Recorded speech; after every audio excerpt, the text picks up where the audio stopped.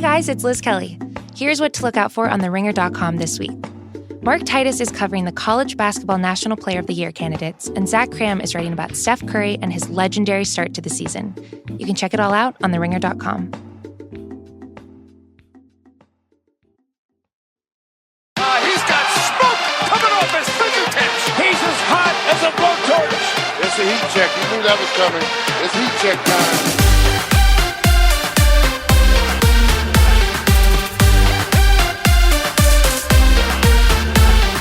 Welcome to the Heat Check Podcast. I'm your host, John Gonzalez, joined as I am every week by the incomparable. The excellent Isaac Ice Lee. Isaac, over the weekend I went to the Lakers. Mm-hmm. They hosted the Toronto Raptors. It did not go well. Yes. And it occurred to me that you were quite delighted by it. You were delighted in Slack. You were delighted on Twitter. You were delighted in our texts. And I was wondering, the previous week when the Clippers were throttling one Austin Rivers, you were pretty excited about that. Yes. What makes you more excited, when the Clippers play well or when the Lakers don't? I think it's equal. I think it's two sides of the same coin. Right. I feel an immense amount of schadenfreude when the Lakers are bad. And obviously, I love watching my team succeed. But I think specifically when the Lakers have high expectations, the Lakers' exceptionalism, and that is let down by the Lakers themselves, that's probably the highest point of schadenfreude. A couple of things here. One, I love that you feel equal amounts of joy when your team plays well as when the Lakers don't. I also really enjoy the way that you pronounce Schadenfreude. I generally don't do the Freude because I feel like putting on the German airs is a little bit much, but I like your affectation there. It's almost guttural. Did you take German at some point? No. I took linguistics, but okay, good enough. When I learned the word, that's how they taught me to say it. What am I going to do?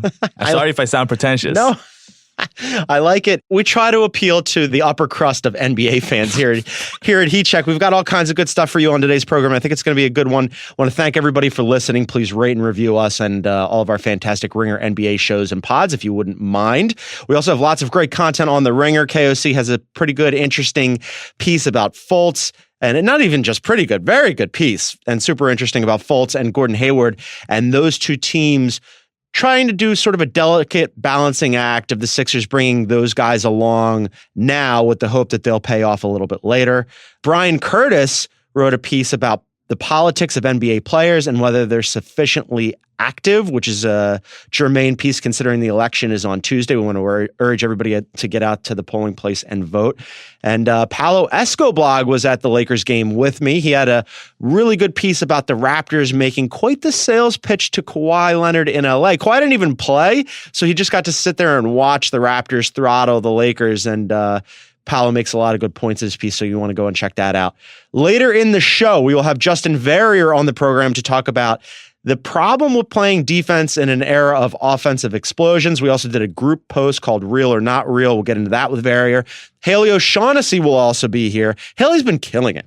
She's had a whole bunch of really good stories lately, so we're just going to rattle through all of those. She had one about Embiid and the real estate he owns and the heads of other players, Derrick Rose and the narrative attached to him when he scored that 50-point game, and some of the things that other media outlets, not us, but other ones, conveniently left out. And how to be a good teammate for LeBron. That's particularly germane right now, considering that the things aren't going necessarily all that well for the Lakers. Which brings us to the first topic. I mean, last week, Isaac, we started with drama, and I didn't want to do drama again, but how could we avoid the drama here with the Lake Show, 10 games in, 2 games under 500, throttled at home with the Kawhi-less Lakers? We got to start there. And for that, we need a special guest. Boom shakalaka! He's heating up! He's on fire! All right, joining me in the studio, one of the originals, one of my favorites, the original, really, frankly. It's Juliette Littman. She's here. She's sitting across from me. It's Monday. She's bright-eyed. I'm confused about why you're wearing a Warrior shirt. So when I go on, one, it's very comfortable. Okay. I like the design. It's the town shirt for people who can't see you, which is everyone. Yeah, and it's one of the material is like that Sure. vintagey, Yes. not pure cotton, but it's like A blended cotton. It's a blended. So I like the feel of it. It looks cool. But so when I go on road trips for TheRinger.com to cover various NBA concerns, I generally get a t-shirt that I think looks cool. Oh, I see. From that city. So I have a whole smattering of t-shirts. I buy mugs. You buy t-shirts. I buy t-shirts. In fact, I was wearing I have like a whole host of different shirts. One of them is a Knicks shirt that's like bright orange that I think is very cool. But obviously I'm from Philly. I'm not a Knicks fan. I just like the shirt. And I saw somebody at the supermarket in Santa Monica where I live. And he was like, yeah, Knicks. And he wanted to give me a fist bump. And I'm like, yeah, dude, I can't fist bump you. I just like the shirt. And then it was like this big thing about why I wouldn't fist bump this guy just because I was wearing. He was a big Knicks fan, but I draw the line at the fashion. I can't be party to your partisanship. All right, are we talking about the Lakers or what? Sorry, I derailed us. It's like you're hosting again. This is great. I don't know any other way. Getting us back on track. Yes, we're talking about the Lakers. They had a pretty awful Sunday. The first quarter was the worst in terms of margin in Lakers history. Serge Ibaka had a career high 34 points in the win for the Toronto Raptors. The Raptors absolutely smacked them, which wasn't that great because Kawhi Leonard wasn't on the floor for the Raptors. So for the Lakers, they go to Portland, Juliet, on Saturday. They win barely. They snap a 16-game losing streak. And in Portland. And so it was this thing where like it had come on the heels of the Woj report saying that Magic Johnson had a meeting with Luke Walton on Tuesday that, quote, reverberated through the Lakers organization and the pressures on the coach to win sooner than later. So they win that game. It seems like it takes a little bit of heat off of Luke. And then they get absolutely throttled by the Toronto Raptors at home. Tough. Not a good look. Very tough. When you're making Serge Ibaka look like the trade piece that he once was, it's a problem. Yeah.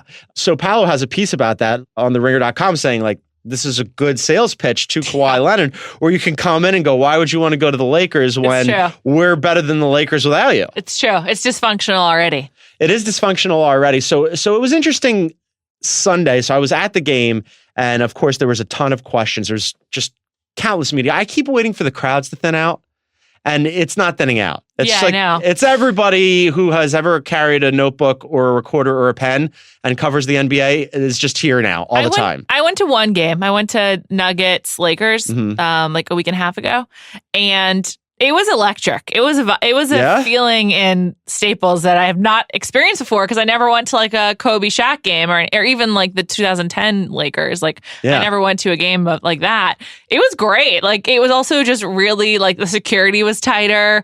Like the fanfare was greater. It was awesome. It's a production. Yes. And so because of all the Luke stuff, there were a ton of media members like trying to sniff stuff out. And as it turns out, the LA Times sort of cornered Magic Johnson. Now, knowing how the sausage gets made here, I'm going to guess that it wasn't that hard for Magic to get cornered, considering what he revealed to the LA Times. And what the quote was from the Times, and this is from Tanya Ganguly from the LA Times. She said, Magic Johnson said his contentious meeting with Luke Walton had no bearing on Walton's job security. Quote, I said it, Luke took it, and we're all good. Johnson assured us Walton will finish the year. So a couple of things about that. One, finish the year, like being a little bit of a skeptic. Like the year ends in December. That's true. The season goes longer. I didn't think of it that way. I think about all of these things that way. But then Plaschke columnist for the LA Times, you see him on Around the Horn and all that stuff. He put in part of the quote that Tanya left out, which was, he's going to finish the season, ... unless something drastic happens, which it won't. This is never going away. No. I also just want to say, interesting that two reporters from the same outlet picked that quote up in different ways. Yeah. That's problematic editing, in my opinion. I initially saw Tanya's first. Same. And I thought to myself, okay, so this is obviously clearly damage control by Magic. He went out and he slapped Luke on the wrist and he's getting impatient already, even though he said he's not going to get impatient, and that was inevitable. And so they wanted to do a little damage control. And, oh, you want to talk to me? Sure, I'll let you corner me in the hallway by the locker room before the game starts after a win, right? Oh, we're all good. Kumbaya.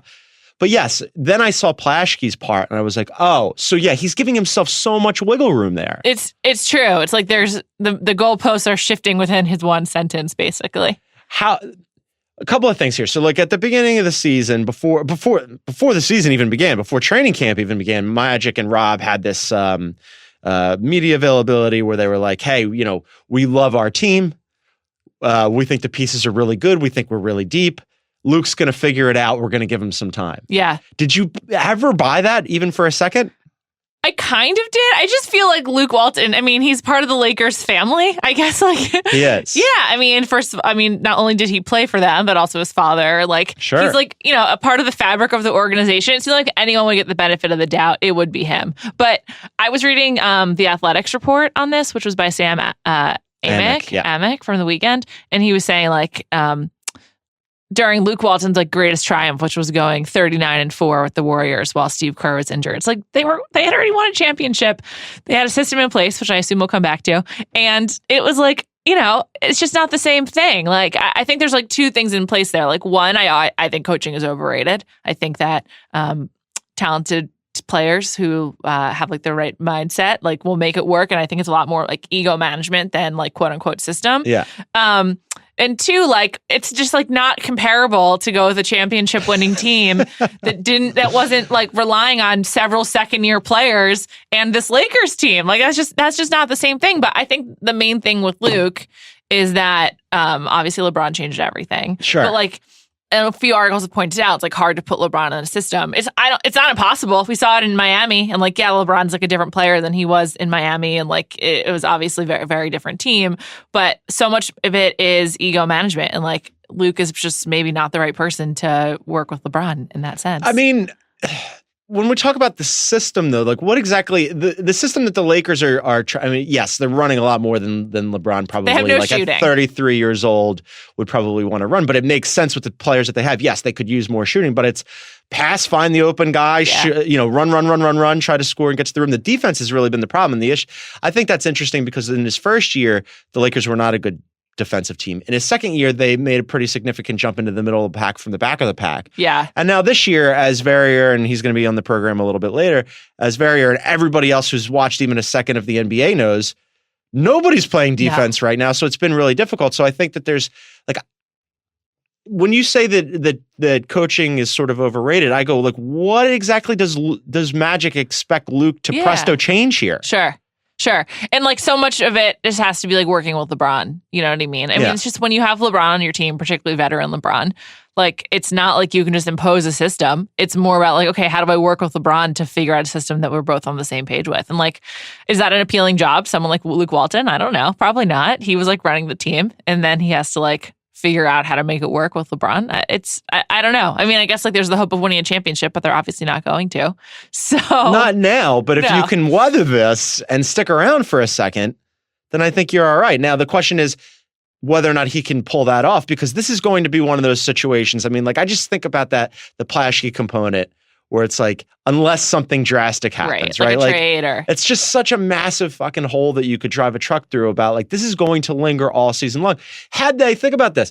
They almost blew that game in Portland. Yes. Right? Yeah. So coming off of all the palace intrigue, the Kremlinology, right? All the stuff that happened with like Magic sitting him down and talking to him and supposedly yelling at him and cutting him off and all this stuff. Had they blown that game? Right. And then lost to the Raptors? Maybe he'd be out. Now we're off to the fucking races. Then they'd be 2-7 instead of 3-5, or they'd be 2-6 instead of 3-5. They're 4-6. 4-6. So right. they'd be 3-7. Right. That's bad. That's way worse. In the small sample size theater, that's way worse. It is.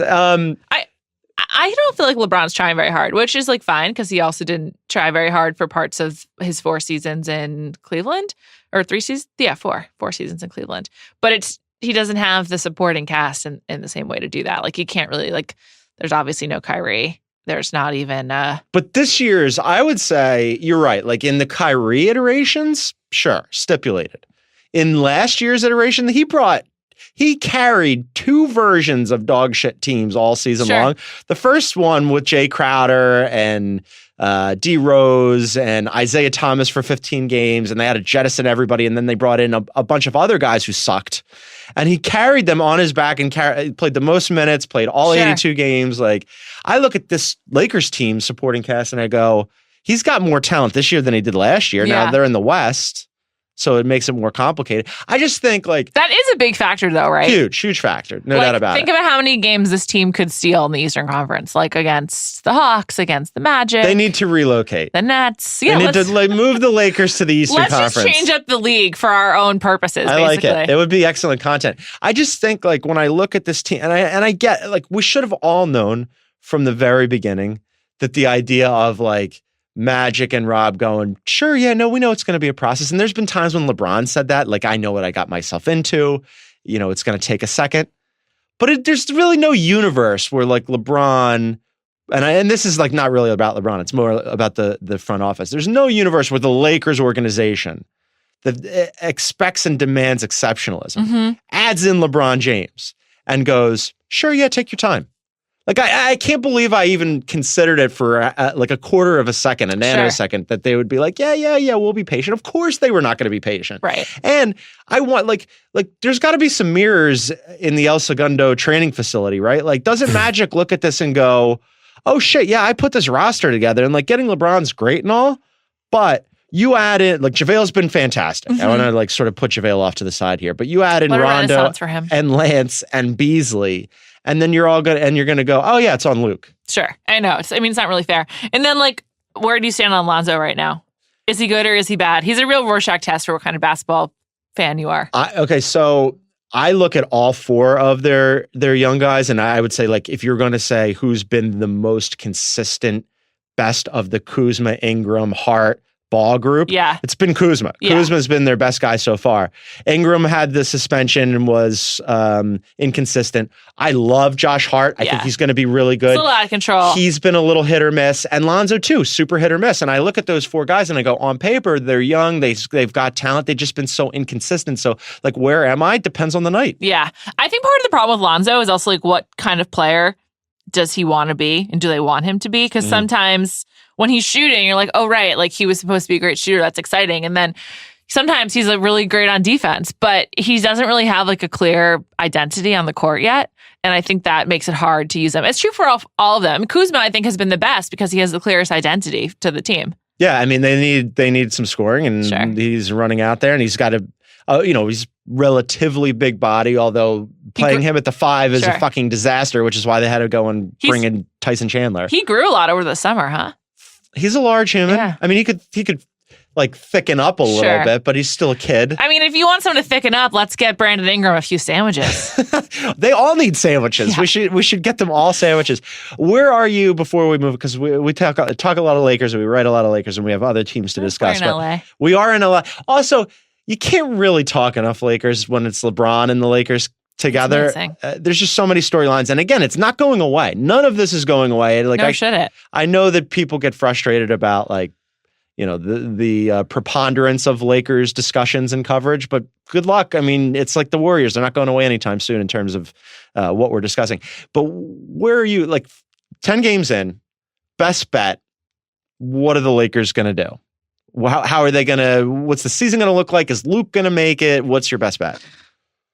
It's very hard to bet against LeBron. Like, I always regret it. However, I think they miss the playoffs when Luke gets fired. It's a fire take. You're on heat check. He came in hot. I love it. I go one of two. I go, it's going to be like, if I had to bet on Luke, I think it's going to be difficult for him to survive the season. You know, Magic's comments notwithstanding. I don't bet against LeBron. I think they'll make the playoffs. Okay. They'll squeeze in. There's 8 teams. He's going to make it. All right. From LeBron's current team to his old team, talking about things that are up in the air. The Cavs cannot get out of their own way. Cleveland.com had a story saying, disharmony, the headline was, disharmony builds following the worst loss of the season. They fell to the Hornets. J.R. Smith came out and said the team is in a very weird place right now. Larry Drew was sort of like in the interim head coach thing and was like, I don't know, you don't need to call me the interim head coach. If you want to put me back on the bench, I'm fine with that. Apparently, they fired Lou in part because he ignored a directive from the front office to play the young guys over J.R. Smith. And this is the quote from the story that I really found interesting. Kobe Altman recently sat down with Smith because of what was perceived as poor body language and a change in attitude. It was the negative shift that led Kobe Altman asking if Smith even wanted to be around the team. The goal there was to protect the players and keep any bad juju away. And then JR responded to that by giving a quote that said, "No one knows what they're supposed to be doing other than the vets." This is J.R. Smith, the same J.R. Smith who created one of the most famous memes in NBA history in the finals last year when he was completely lost. The Cavs are a mess. A mess. A glorious mess. A mess. It's sad. I mean, it's also like, this is what happens when you take out the best player. It's a bummer. Also, Kevin Love, he's now injured and he's rehabbing in New York, which is like, I guess, more common than people realize that you do your rehab not in the city where you're playing, but like where you can get the best treatment. But like that just seems like a blessing for him. He's like, he doesn't have to be near the team and he can be free. Yeah. They're a total mess. And then the Cleveland.com story. Really tough look for Colin Sexton. Not a good look for Colin Sexton. No. Too many twos, low assist rate, high turnovers. He looks lost out there. Doesn't know how to play defense. But there was like in the same way that I wonder about the expectations that the Lakers had and like whether or not they're reasonable from the front office on down, right? Like in the Cleveland story, and also there was an Athletic story that sort of said the exact same things at the same time. So clearly there's a lot going on in Cleveland. But it was basically like Cleveland thought it could compete this season. Right. And I'm like, compete with what? I think some people thought that though. Like I think preseason, like even here at the Ringer, people are like, yeah, Cleveland can sneak into the playoffs. Like they still have Kevin Love. They still have Kyle Korver, a good shooter. They still have like J.R. Smith or whatever. But there's like back to the earlier conversation, their system was like LeBron finding people and J.R. Smith and Kyle Korver hitting threes, basically. Yeah. And Tristan Thompson offensive rebounding. Like, they actually didn't have a system. And so then when Ty Lue was, like, asked to play the young guys, and there's nothing to plug them into. You know what I mean? They're kind of, like, starting over from scratch. Yeah, like, go ahead, play Chetty Osman, I guess. It's fine. But I think it also just sort of gets back to, like, it's a superstars league. Like a system works when you're plugging in the best players or like one of the 5 best players with supporting people around him. Like it's a solar system. It's not like just a constellation of stars. That's an excellent analogy. Thanks. I enjoy that quite a bit. Metaphor, one of those. Here's the part that I really like thought was also interesting because we have like a bunch of people at the Ringer who might have thought that the Cavs could compete this year. I was not among them. Evidently, Kyle Korver and Kevin Love were potentially also not among them because they were told repeatedly, according to these reports, that the plan was to compete. However, they thought that if they didn't compete, that they would be traded. And this is a quote from the story. A number of players, including Love and Korver, were told repeatedly the plan was to compete. When James left in free agency, Korver actually asked the Cavs to trade him. And that was the deal he thought he had the organization upon resigning in 2017 and wanted to happen in July. So like he's told, hey, we're going to compete. And then LeBron leaves and he's like, okay, I thought you were going to trade me. And now he's on this team stuck and Love's rehabbing and like they're completely screwed and it's a complete tire fire. It really is. Where do you think Kyle Korver should go? Where would he be best used? I mean, the Sixers could use some That's shooting, true. like not to like Tough default times. to my usual, but they could use some scoring and some shooting, and they don't have much of it beyond JJ Redick. It's kind of, there's definitely like an existential crisis for... The Lakers could use some. That's true. He'd be good on the Lakers. And he's like such a California person. There's like an existential crisis in the league, I think, where like there's parity in that there's like either you have a chance or you don't. And it's just sort of like, what's the point if you don't? Is that a terrible way to put it? Is that too bleak for a Monday morning? You're so existential this morning. I really like it. I'm so sorry. What is this all about anyway? But like, what is the point for the Cavs? The reason they want to compete, right, is for like extra money that you get from being in the playoffs. Like it's important for a smaller team to make the playoffs. They're just holding out hope until the All-Star game arrives in 2022. It's going to be a great time. Last drama point to hit with you. We've talked about them, I think, every single show so far on Heat Check. We've got to throw it out there one more time just because they completely keep cratering. The Wolves are still out there doing Wolves things. Jimmy Butler, it was reported that he might not play back-to-backs. Well, he didn't play in an absolute blowout in Portland. They're going to play again tonight as you're listening to this. It says, he says, I'll let them know. I'll let them know when I'm going to play. I'll let them know how my body feels. He got pissy with the media for asking about it. He's still there. Get pissy for the media when you do all this for media theatrics. Like, come on, Jimmy Butler. He calculated his return and had ESPN cover the whole bit and tip them off to it. And then he's like, I can't believe you would ask me about this. I don't know. I mean, I love Jimmy Butler's game. I'm really souring on Jimmy Butler. Of course, this is intolerable behavior. It's like it's ridiculous.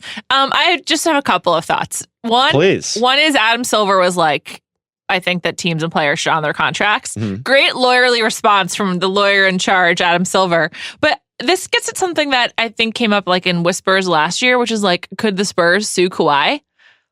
The Wolves should sue Jimmy Butler for being in breach of contract. It would like kind of be interesting. It also would set a precedent of like how this can be done. Like this is in my opinion, it would be bad for the league. The league wouldn't like it, but like it should move towards legal action because that will like decide like a precedent of how these things can be handled. Law and order NBA is what we need. We need that. That's got to happen. I'm the discipline candidate, you know? Dust them all off and bring them out. I don't know. At the beginning of the season, I and Chris was yelling at me about this because I was like, I want all of it. I want Jimmy to be on this team for the entire season. Yeah. I want them to infight because I like a storyline and I like drama and it's great for entertainment because I don't play for the Wolves. What do I care? I'm already starting to rethink that position. I don't know if I could make it through a whole season of Jimmy Butler going, I don't know if I'm going to play back-to-backs. I'm going to get pissy with the media about it. I hate all my teammates, and we're just doing this in perpetuity for the rest of the year. At some point, it's going to be less entertaining than I anticipated. Yeah. And it's getting there almost. It's also just it's a distraction. Do you think the Wolves make the playoffs?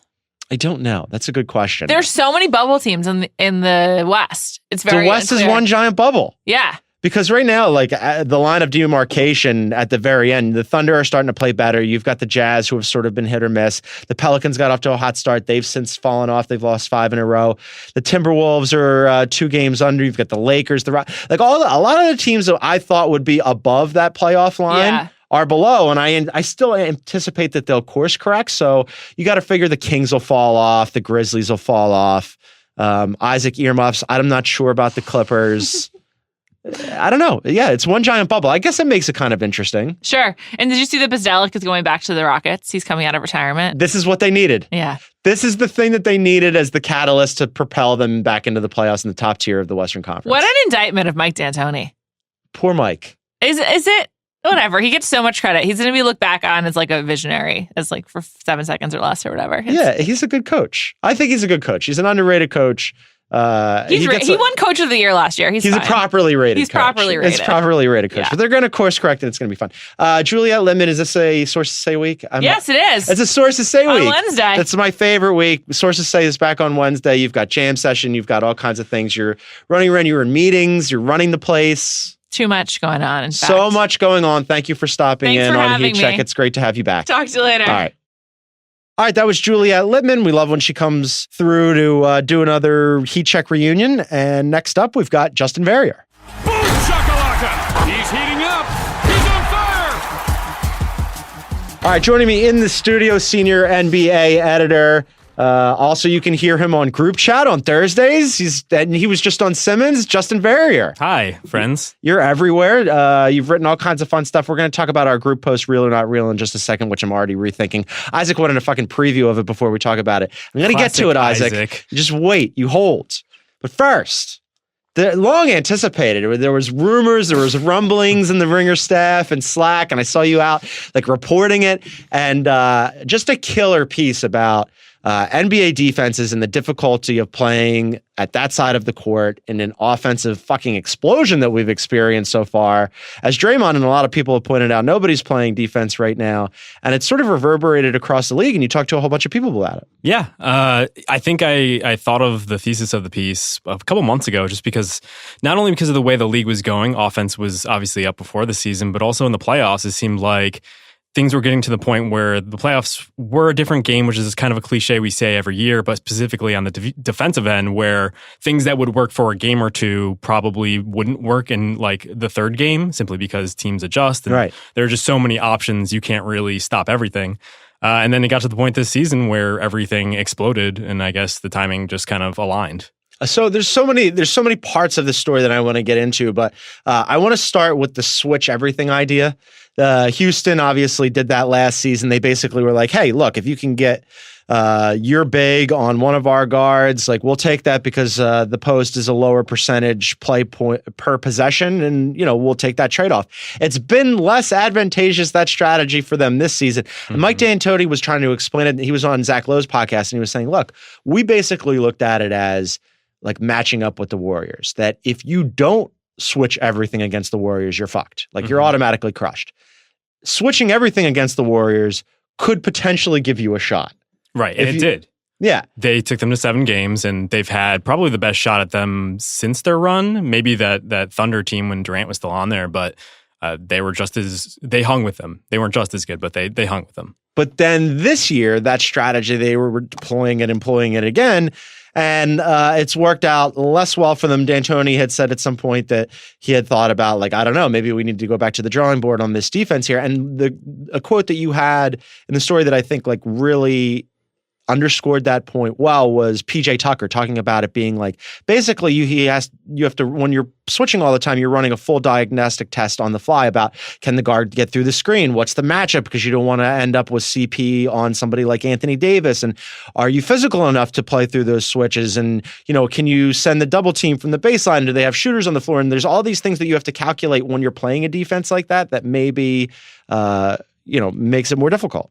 Yeah, and I think one of the big things with that is it's not only perhaps a personnel issue with the Rockets this year. They've obviously been injured a lot, and they're trying to work guys in that weren't within the system. And one of the things that D'Antoni brought up that I hadn't thought about beforehand was just that, like, I guess veteran players are better at switching simply because they have to guard so many different guys that they're just familiar with all of those guys and also the kind of tricks that they have under the sleeve. So when they try to slip a pick or when they try to run a veer screen off of a pick, there's just like a lot of thinking involved on a screen. And so having to process that all on the fly if you're a young guy or is just not maybe used to your teammates or the guys you're playing can create a lot of diversions and confusion. But also the two biggest things this year that I guess the Rockets are up against and everybody is up against are, one, offense is taking off even more so. I think Kevin Pelton had a really good story early on when I think first 3 games of the season, and he was essentially saying that efficiency, regardless of any sort of rule adjustments or whatever, efficiency is up. And I think a lot of that's because of not only are there better shooters, but also the middle of the floor is obviously exposed, and I think certain teams are taking advantage of it. Bigs are stretching out to the 3-point line, and then all of a sudden the paint is wide open, so you're getting higher percentage shots. But the big thing that everyone keeps griping about are obviously the rule re-emphasis, which are to take away off-ball holding, essentially, pretty much in the post and off of screens. And if you are a team like the Rockets and your whole advantage is to switch, you need the physicality that some of your wings were using to get around and to combat with screens simply because that's how you get over like the size of going smaller and losing size in the front court. Yeah, I mean, there's so many wrinkles here. Like for this season, it seems like a perfect storm between, as you said, like the way that offenses are playing, and they're playing super fast. The amount of shooting that tends to be on a floor at any given time. As you said, the rules changes. Like there's so many different, and like the way that the role of the big man has evolved and changed. Like you see somebody like JaVale McGee, who all of a sudden has presented his value this season. They're squeezing more minutes out of him than anybody's gotten out of him in a long time. But we've seen in previous playoffs what happens when you're dragging somebody like a Rudy Gobert out away from the basket and you're putting him in that pick and roll blender. And now all of a sudden they're less effective because you've got them on the perimeter and you've got them in space. And like, that's not necessarily their bailiwick. And then also like all of that switching, like you've heard the Lakers and Luke Walton talk about that all season long, that especially with new players that, like you mentioned, who don't necessarily know each other, who are also young, who once you switch, now you're in a different position guarding a different player and your brain's going and you're thinking so much. And it's like, it's a lot of things to process. And somehow JaVale is the one that rises above all of that. Somehow it's JaVale. So there's been this undercurrent, there's been little whispers in the NBA writer community about JaVale as an early defensive player of the year candidate. And I'm like, that's so crazy. And then I'm like, maybe not crazy. Right. Yeah. Apparently the defensive numbers just crater when he's off the floor. I still want to see just even a competent backup center that comes in behind him, because maybe the cratering is more to the fact that Zubac is coming in and taking his minutes all of a sudden. Or you're playing Kuzma small at the 5, or you're playing LeBron to just suck up a couple of minutes at the 5. Like they have no, and which is why obviously they go out and get a Tyson Chandler. Like I don't know how many minutes they can squeeze out of him, 15 or 20 if they're absolutely lucky. But yeah, I would like to see what happens if you have somebody who could like spell him for a second, and what would that defense look like? Yeah, and to your point, I think it does show the value of rim protection, even though we are all stretched out and we're at the point where a team like the Rockets can run pretty much PJ Tucker as their 5, as their de facto 5, and Draymond Green obviously is kind of the godfather of that. It just shows that there still is that value, because the space at the rim is still high value. It's like still a territory to be prospected. And you've seen the Pelicans when they were really taking off earlier in the season, they weren't a particularly good 3-point shooting team. They have some shooters, but they push the pace, and then they would just jam it down your throat at the rim. And if you look at their success, even after Boogie went down, and this season when AD was healthy, I don't know if he's still healthy, they're getting a lot of shots at the rim. And there's that kind of that tension there where you think that everything is about 3-pointers, and it is, because that creates the space. But at the same time, there still is a lot to be mined from inside in the basket. It's crazy. Like it's basketball, right? And it's like we all love it, and we get like super into the minutia and the numbers and whatnot. But it's crazy to think about like all of the different components that go into affecting these scores, and the way that defenses are deployed and how offenses are attacking. And I wonder, like, so you spend all this time talking to all these different people.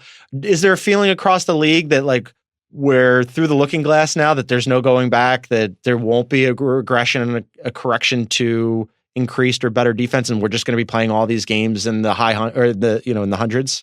Yeah, I think most people expect some of the foul rates that we've seen early on to dip a little bit. Right. I think it will still end up being a high for this era.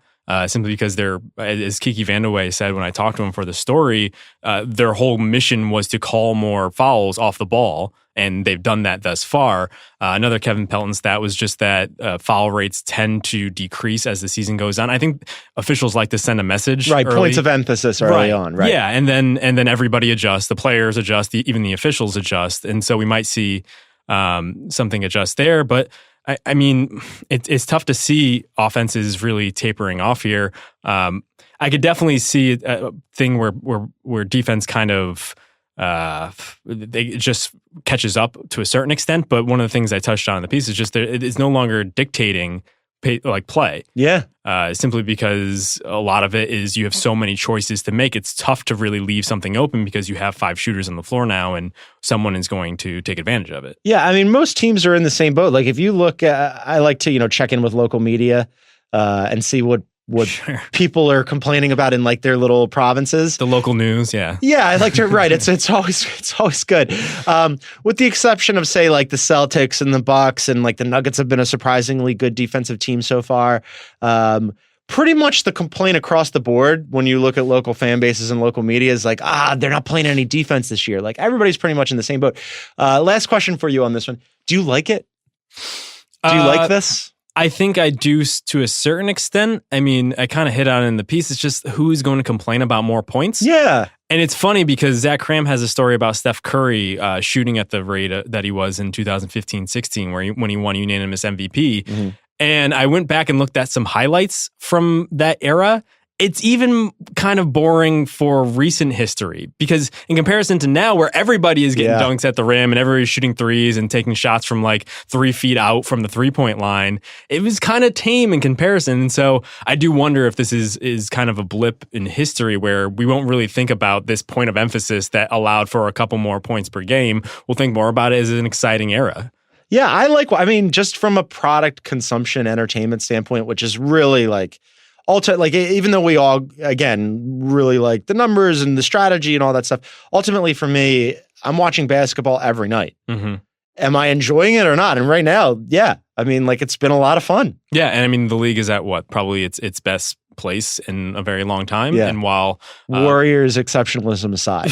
right. But even still, it seems like ratings are up every year, even though the Warriors are just kind of romping to the finals. Whereas the NFL, obviously still the most popular sports league. But like, I wonder if this is a conscious play to like, go the opposite direction of the violence that is perhaps turning people off. Yeah, I just just put points on the board for me and entertain me, and I'm happy. All right, so that's enough defense talk. We also did, and you stewarded this along with Danny Chow, a group post about real or not real early season storylines, and we all like put in our different opinions. So let's go through what you and I did, because we just put this post up, and you walked in, and I said I want to go through these because I'm already rethinking a bunch of these.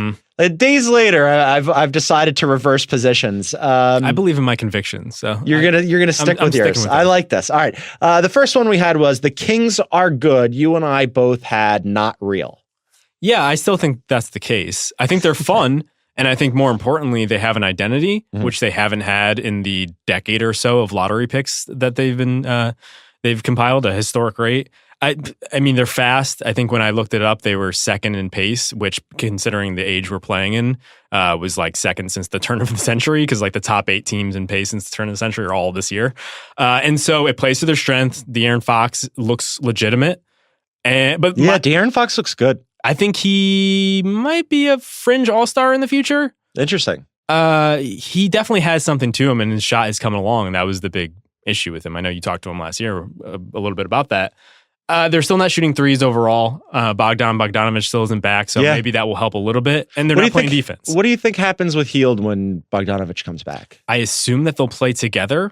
If they recognize that their only way of winning is to just run it and then just shoot as many threes as possible, I could definitely see a Fox, Hield, Bogdanovich starting kind of wing rotation. Yeah, which is fun. Yeah. I'd like to see how that looks. It's I think like the kid, this is a nice story for the Kings. Ultimately, I expect them to fall out of the playoff picture. Right now, they're the only team in the Western Conference with a winning record with an upside down point differential. I just look at it and go, they're still the kid. And also, do they want to win right now? Like ultimately, I guess this year, who has their pick? Yes, no, right, Celtics. right. Yeah. Well, potentially, unless it's number one and then it goes to the Sixers. Right. Let's not rule out those ping pong balls, Justin. I guess it doesn't matter for them this year. Yeah, and they seem to have picked certain guys too, which they hadn't done in the past. Last year was let's play everybody, including Zach Randolph and George Hill, and now it's like I forgot about that. They're not even playing Scal. They're not really playing Harry Giles. Bagley is coming off Harry the bench. Giles, preseason darling. I know. Harry Giles. That was a bad one for the Ringer staff. But it just seems like everything is a little bit more clear there, which makes sense because they have, yet again, a decade's worth of top talent on their roster, or should have. All right, next one. The Bucks are bad. Or no, I'm sorry. The Rockets are bad. Bucks are definitely the Bucks are definitely not bad. The Bucks are very good. We'll get to the Bucks in a second. The next one was the Rockets are bad, and we both had not real. Yeah, my contention there was just that everything about this team relies on their 3 best guys now. It's Harden, Paul, and Clint Capella. They're way more top heavy than they were last year, where they kind of went 6 or 7 deep with quality guys. Now it's really 3 and PJ Tucker, and then I can't even struggle to come up with their 5th best player. It might even be James Ennis, who's not good. It's not Melo. No, I was thinking. No. I was like searching my memory for who would be that guy, and you're right. Like it's probably Eric Gordon. Yeah. Oh, yeah. But he's hurt, and like so. This is all to say that like if you build a top heavy team and Chris Paul is out with suspension and James Harden is hurt, I really want to see them working with all 3 of those guys to really get an accurate assessment of who they are. To their defense from earlier, I mean, like, do we expect that? Because there's been a lot. The easy reflexive thing is to go, hey, you lose Ariza, hey, you lose Mbamute, and you have some issues now, right? Defensively, I still think like. I'm hopeful for the Rockets. I think the Rockets will figure this thing out. Yeah, and they just got Jeff Bezzelek back today, which it's the answer. It's the key. Yeah, I don't know how much a defensive coach coming mid-season to save them will help, but maybe it will make a difference. I'm generally hopeful, though I could see them at a point where they have to do like a Cavs level blow it up mid-season, not necessarily to their core trio, but some of their rebuild reserve. on the fly. restructure on the fly. They don't have a lot of quality players. And as we said before, that was kind of one of their advantages, especially against a team like the Warriors, who even during the playoffs came off as like they had 4 or 5 guys, but they were constantly cycling through that center position. And was Nick Young going to give them some minutes because Steph wasn't totally like healthy? So I think it matters more than you think. So I could see them doing something to like kind of support their or to rejigger their supporting cast. All right, next one. The Bucks are the best team in the East. We both had not real. I saw the best team in the East on Sunday right here in Los Angeles. Didn't even have Kawhi Leonard. Holy shit, Justin. Are they like it really reinforces when you don't have a Kawhi out there, how deep they are. They can throw so many, and Divine talked about this in one of his many posts after coming on. Shouts to Ringer staffer Dan Divine, who's killing it.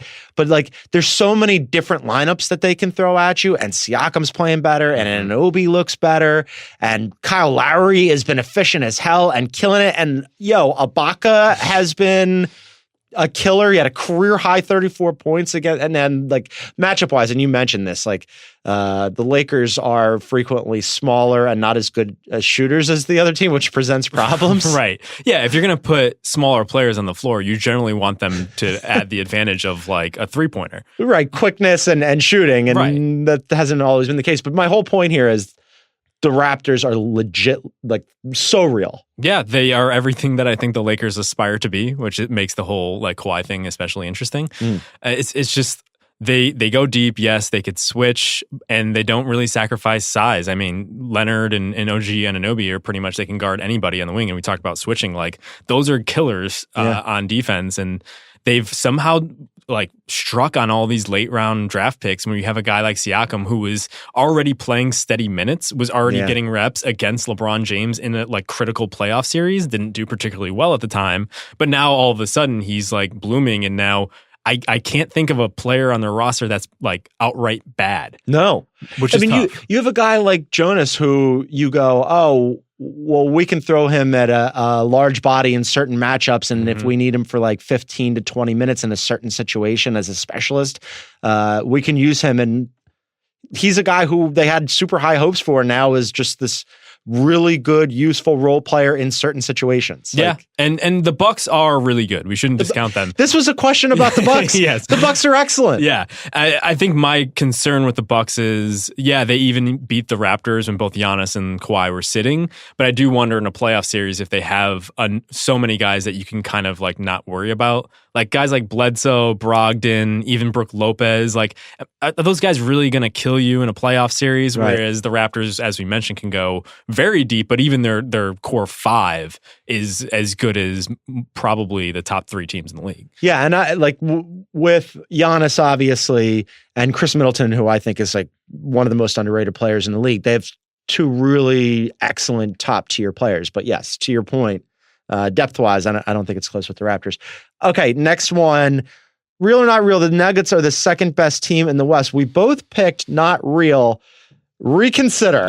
Oh, really? For me, this is a reconsider for me. Initially, my whole thought was the way that the question was asked, I'm picking the Nuggets against the field. It's hard for me not to pick the Nuggets right now. Like, first of all, they've got 9 players under 23 years old. They're the second youngest team in the NBA. They're playing out of their heads. The Joker looks fantastic. They're going to be an issue for a second. Yeah, and they've definitely shown like how valuable Paul Millsap is, even though offensively he's like kind of non-existent at times, but the numbers with him on the floor versus with him off the floor are incredible. He's essentially the JaVale McGee of the mountains. I don't know. I'm not totally sold yet. What's your reservation? I think Jokic, it takes a lot of imagination to picture him as like your go-to the number crunched, one all the way superstar, killer in a certain situation. And maybe that's just my own like blind spot because he is such a like unique unicorn, even he's like a subset within the unicorns. Right. It's just like, I don't unique really even as unicorns go. Yeah, exactly. And also like Jamal Murray, pretty erratic. And if those guys aren't your guys, then like, it's kind of like, I don't know where you're turning to. I like the length. I like the switchability. That Will Barton isn't even playing for them right now. They're going to add him back in, and he's also another guy like a Chris Middleton who's super underrated on the wing that you could do a lot of different things with. I just have been pleasantly surprised with the Nuggets and how consistent they've been. Like just putting it on everybody. I mean, like every time they go out there, I'm like, okay, this could be a tough spot for them. And then they've just acquitted themselves really well. And it's at some point you have to believe what's in front of you. And what I've seen is them winning every night. Yeah. I still have hope for the Jazz. I think that I do too. They've fallen on some tough times to start with, but the schedule has been a little hard. Same thing happened last year with Gobert was hurt though last year twice. The second time he came back, they really like supercharged it. And also Rubio is like he's an inconsistent player to begin with, but he tends to be super inconsistent and slow to start. Ingles has been a little slow so far. But I'm with you. I think they could get off to fixing that. All right, next one here. Real or not real, Luka has been the most impressive rookie. We both had real. Yeah, I saw him in person when he played against the Lakers last week. It's just like a calm to his game that I think is impressive. And I think even statistically, he's at like historic like numbers. I forgot what it was that he has. I think it's like 19, 6, and 4. Yeah. And it was just, I think there was like 6 players in history or 7 players in history that have had those sort of numbers. And it was like all Hall of Famers. Right. And he's shooting threes, which those guys didn't do. And at that time, I think he was shooting around 40%. He has a command of the court that's kind of beyond his years. And I think when DeAndre Jordan allows him to get rebounds, I think he's a complete player. What you just said about the calm to his game, initially when I was watching him in the preseason and early and even like, watching YouTube stuff from when he was playing in Europe, I took the calm as sort of slow or considered or like he is a little doughy and like he is all that of that like kind of like fucks with my brain. Yeah. And then I look at him play and I'm like, oh, the results are great. Like he gets to a spot. It doesn't look like he's not going to be able to, but he does. He's a good passer. As you said, he's shooting the 3. And like, I look at him athletically and like, it's hard for my brain to reconcile like what I'm seeing and then like the information that I'm getting stat wise later, but it all sort of works and he just makes these crafty plays and it's been fun to watch. Yeah, he makes an appropriate successor to Dirk because he has that sort of like Yeah. cerebral, like I don't know how he gets the space, but he gets 100%. It sort of game. Yeah. Dad game, I'm really on it. Last one for you. Real or not real, LeBron will finish out of the playoffs. We both had not real. Although, like, I'm or you wavering. said not real. Like, yeah, I'm wavering on this one. I think that they will. I think LeBron trump card, as I believe you kind of brought up, is it's really hard to argue with. At the same time, I just think it's not going to get any easier from here. Like, not only did they not do themselves any sort of advantages by like getting ahead in the schedule or ahead of the standings, they're 4 and 6 right now, so they have to dig themselves out of a hole. But like playing at this pace, having smaller guys guard bigger guys, having LeBron and Rondo and McGee and Lance, these kind of veteran guys put up a lot of miles at a high pace, like those things start to add up. And if LeBron is going to keep coasting for the next month or two like he typically does, like I think they're going to get into some trouble. On a back-to-back, fighting back into a game where they're getting blown out, didn't come back into the game, and Luke was asked about, they cut it to, like, they were getting blown out, obviously, by the Raptors, and then all of a sudden, like, they did what teams do, and they, emptied the bench, and they went on a run, and they got it close enough where I was, like, waiting for them to check LeBron back in, and I think they had it to, like, 10 with 2 left, and you're like, this is not out of the realm of possibility. Didn't check him back in, so, yeah. I mean, he has a lot of miles on him. Yeah. So I understand that component. For me, it goes back to the LeBron trump card, right? Where he hasn't missed the playoffs since the 2004-05 season, which was his second season in the league. He was 20 years old. He's 33. He's going to be 34 in December. Yeah. He just makes the playoffs. Yeah, but at the same time, like you saw what happened when they lost Brandon Ingram. Like they're deep in terms of like of averageness. They have a lot of average guys, so maybe that's enough. And maybe like a Tyson Chandler midseason edition, like these type of guys will come in and help play some minutes. I'm smirking as you say Tyson Chandler because I'm like, oh, is that going to be what buoys them? If JaVale is now, like I believe anything. Why not? Yeah, but it's just like if they start to lose some of these guys. I don't know. It's going to be a lot tougher than I think anybody thought from the outset. I am prepared mentally for LeBron not to be in the finals for the first time in quite some time. I'm not prepared mentally for him to miss the playoffs. I'm gonna stick with my prediction on that way and say he makes it. Justin Verrier, you can read his excellent defensive piece on theringer.com. You can listen to him on Thursdays on Group Chat. Do you have any other massive projects in the works that we need to know about? I am looking for some furniture for my apartment. So that is a big undertaking. Tips. Get at Justin on Twitter if you do. Verrier, thank you. Thanks, guys. All right, that was Justin Verrier. I can't believe, Isaac, I had a whole thing about his piece that I wanted to talk to him about. And I forgot to mention the greatest thing in his piece, and it was a very excellent story. I keep saying this, but it's true. The greatest thing in his piece was a quote given by David Griffin about his time when he was in Phoenix. I have to read this quote. Can we just fit this in here? Yeah, I'm going to read this I was wondering where you're going to get to. I'm going to read this quote. So David Griffin, when he was the Suns' former vice president of basketball ops, gave this quote about Jerry Colangelo, and he said, "We had a built-in advantage because Jerry Colangelo was the chairman of the board. We knew from the very beginning what was likely to come about, so we were able to plan for longer than anybody else. If you told Daryl Morey right now that 3 years from now the cap is going to be a number that only he knows, Houston's going to have a pretty big advantage. We were able to build a team that's pretty ahead of the curve," basically saying Jerry Colangelo was insider trading. Woof. Amazing. Incredible quote. I can't believe he actually said that on the record. He said it on the record. I can't believe I forgot to bring it up. It was great. And it's been the talk of the league. I can't tell you how many different people, from executives to agents to players, that I've talked to, media members that have been like, "Oh, did you see that quote?" Very interesting. Great scoop by Verrier. Great scoop by Verrier. Check that out. Next up, Haley O'Shaughnessy. Boom shakalaka! He's heating up. He's on fire. All right, joining me in the studio, staff writer extraordinaire Haley O'Shaughnessy. You can listen to her on Group Chat, read all her excellent stuff. Saw you on Sunday night at the Lakers Raptors. It was like Ringer Night Out. It was you, me, and Palo Escobar. It was a fun night for us. Not so fun for the Lakers. Less fun for them. But so I saw you and I said, Haley, you've been killing it.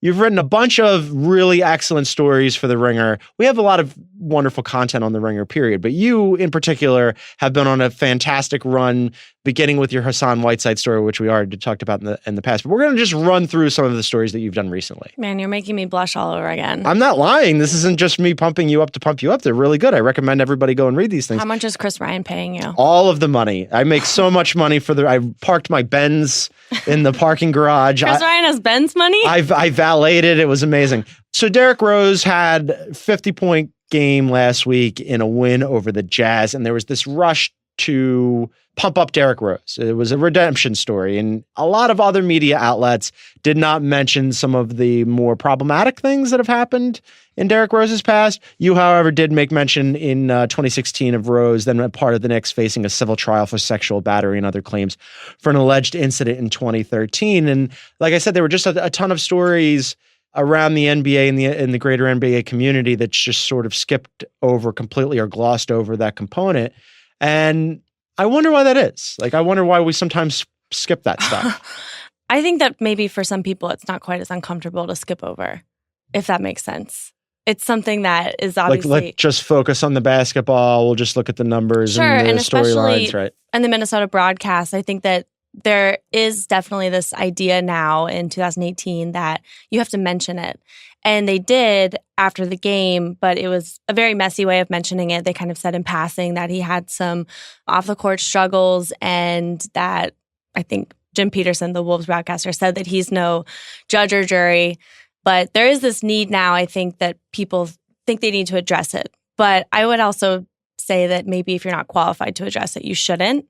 But with that being said, in a written piece, I don't think it's okay to gloss over something that is part of his comeback, because he's very much still coming back from that. Even if we often paint comebacks as positive things. Right. And he has his knee injuries, everything he's gone through, but you can't just ignore that he's also coming back from a stain on his resume as well. Yeah, I think that there has been, maybe now in 2018, with like the cultural and societal shift towards Me Too and talking about these things and like really discussing them, there's been more of a willingness to discuss certain topics that can be uncomfortable and that people had previously glossed over, like for years and years and years and years, and still really, say with Kobe, that was never part of the narrative. Like, well, people now just still, didn't even it's bring it up. Cemented in history because it wasn't addressed the same at the time. And so now when you think about Kobe, when we talk about Kobe, it doesn't come up.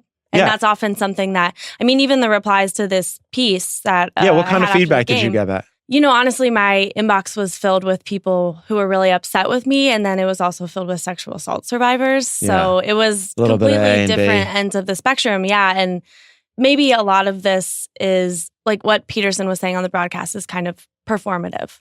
We know we have to address it now or you'll get in trouble. Right. But that's still not really doing the job. Felt like obligatory, and we're going to, touch on this because we have to. We'll get criticized if we don't. There's an expectation, but then immediately let's just pivot to, hey, he scored 50 points, and isn't that cool? Right. And then it's interesting because, honestly, when Danny Chow, who's editing me for this piece, when we were talking about it, we thought, okay, if he is going to continue to be relevant for the Wolves at this level, obviously not the level of a 50-point game every night or even probably for the rest of the season or however long he stays on, you're going to have to figure out a way to cover him. And I think that that's where it's just important to provide context. Well, you did an excellent job of that. I highly recommend everybody reads the Derrick Rose piece. Want to talk about some of the other pieces also that you wrote about. You wrote about DeMar DeRozan as a potential MVP dark horse. This was far more fun to write about. We had to address all of these stories. DeMar has been such a joy for me this season. So I didn't anticipate liking DeMar as much as I have so far, and I didn't anticipate the San Antonio Spurs with DeMar DeRozan and Marcus Aldridge at the center getting off to an over 500 start. They're 6-3 at the time of this recording. And DeMar's played well. It's interesting because in the past, I think that maybe just because of what the Raptors needed from him and kind of wanted from a franchise player in terms of like being an efficient shooter, they're trying to push their offense into a more modern offense that shoots threes and has their most important player capable of shooting threes. And we saw that last year. It was kind of frustrating to watch him in that because he's the guy who keeps pulling up from the mid-range. He's not a super efficient scorer in terms of he's making the basket that's most likely to go in. But, on San Antonio, it's just like thrilling again. It makes me think of like when when my dad and I would start watching basketball, everyone was pulling up from mid-range. It's just exciting, yeah. Well, I love that Pop's just like, if you're going to zig and we decide to zag, so what? His quote was, you don't take threes just because somebody else takes threes. And they've basically given DeMar license to be DeMar. Just play your game and we'll figure out how it works out. And so far, it's worked out pretty well. In fact, he had a couple of big shots this year when he gave a quote that was, I wasn't going to miss a big shot later in the game, and I didn't. And you called him a hero for that, which I thought was hilarious. As outside... so this is how the game ended. He took a mid-range shot to end regulation. Right. Well, not to end regulation, but he could have won the game. They were ahead at that time, and then it was evened up, had to go into overtime. So he takes that shot, and he misses. And then that's where that quote came into his mind. He was like, well, if I'm going to take it again, I'm not going to miss it. So then he takes a similar shot in overtime, but he wins it. You got to respect that confidence. Everything about DeMar's game, I don't want to like. And I don't want to like the Spurs. Apologies to Shea Serrano. I don't want to like the Spurs in the because of the brand of basketball that they're playing. It's a little weird for me to watch this team just play in the mid-range and play defense and whatever, especially when it wasn't that long ago that they sort of jump-started to move the ball around, whip it around the perimeter, take great shots, shoot a lot of threes. They're at the forefront of that when they were challenging for championships and winning them. And now all of a sudden it's sort of regressed a little bit, and it's somehow working. And that's why when I saw your DeMar as an MVP dark horse candidate, I knew what you were doing. And I was like, none of this makes any sense. This whole season doesn't make any sense. It kind of does make sense in the sense that DeMar is not directly pushing the Spurs to a modern offense, but he is indirectly, because now he's using those playmaking skills that he did show in Toronto last year, but to such a higher degree. And what that does is it opens up their players on the perimeter. Pop knows that he has to shoot threes, but he's also shooting, they're creating some of the best shots. And they are still getting to the line. It is as efficient as an inefficient shooting team can be, if that makes sense. And so that's why he's definitely someone that's going to be fun to cheer for. Even though it's, when I say dark horse, I mean that he is a dark horse or could be a dark horse candidate, that we're not just saying he could be a dark horse candidate. He actually could be, because he's always the guy who we're like, well, wouldn't that be fun? He has the potential to probably sometime, if he keeps this up, be a dark horse. But this year, maybe we can just cut out all those adjectives. I took dark horse to mean he has no shot, but it's fun to think about. Right. That's how I'm taking it. Right. All right, next one. You did a piece about Embiid. Embiid had said, for those who are uninitiated, he had played against Andre Drummond. They have a long history together. He had said that he owns real estate in Andre Drummond's head, which is just such an amazing quote. It's such an Embiid quote. It's such an Embiid thing to say. And then recently he played Andre Drummond again. And afterwards he put on Instagram mood, and it was like dancing around and enjoying himself after Andre Drummond. But you took that thing and you just ran with it. And I thought it was such a fun idea. You basically did like a Zillow tour through the NBA of all the real estate that Embiid owns in various players' heads. And I just outlined a couple of them here and we'll go through them. You have him owning a penthouse suite in Hassan Whiteside's cerebrum. Okay, my favorite thing that he's ever said to Whiteside was, your plus minus was ass. It's very Embiid. It's very Embiid. I love how much he talks. Like, I saw him over the summer when he was out here in Los Angeles getting in work with a bunch of those guys that they all have the same trainer. So Jason Tatum was there, and Clarkson and Myers Leonard, and bless Myers Leonard's heart. Myers Leonard likes to talk a little bit and he likes to compete, and but he's Myers Leonard and he's not Joel Embiid. And Joel Embiid just whipped him up and down the court all day long. And it was like he was playing in the playoffs. Like, he loves to talk even in a gym where nobody's watching in the summer in a pickup game that doesn't count. I don't think people that talk like Joel does can control it. Can't. Yeah. Look at his, I mean, I would love to play like dominoes with him. If his social, you play dominoes? Well, I would with Joel Embiid. Oh, you would learn. Okay, all right. I would like to play spades or something like that. But it just like if his social media is any reflection of like what's happening with him, you know, when the cameras are off and we don't see him, like, yeah, he can't turn it off. And that's part of what makes him amazing. He chooses not to turn it off. Chooses not to. Yeah, I mean, everything like on his Instagram. And granted, that is, you're choosing what you put out there. But there's no doubt in my mind. I love he's so blunt about everything. Even with the Colangelo situation, like, he just completely addressed it. Yeah. I mean, he has no fear. He doesn't shy away from things. He goes directly towards them. Another one that you have him owning a townhouse in Kat's temporal lobe. Well, I think this is almost unfair because this is probably one of the most one-sided ones on the entire list, because Kat has never done anything against Embiid comparable to what Embiid's done to Kat. I like that. But yeah. Kat, I think like that's the kind of player that would mess with Kat a little bit. I mean, Kat basically has a version of Joel Embiid on his own team that he's dealing with in Jimmy Butler, right? Like, he's got a guy who's yapping at him all the time, and he's not very responsive. He doesn't really deal with that great. So I could see how that would get to him. All right, last one before we move on to the next one. A haunted house in Russ's prefrontal cortex. I think of all the players that are on this list that he's been shit talking to for some time, Russ is probably the most mentally on his level. Oh, yeah. Intensity-wise. They're great for each other. Everything he ever did during the stint after Kevin Durant, from the photography outfit to the cupcake mention, some of it was so deep that I was wondering if we were making it up. But I don't think we're making it up. And that's a compliment to Russell Westbrook. One more about Embiid and the real estate he owns.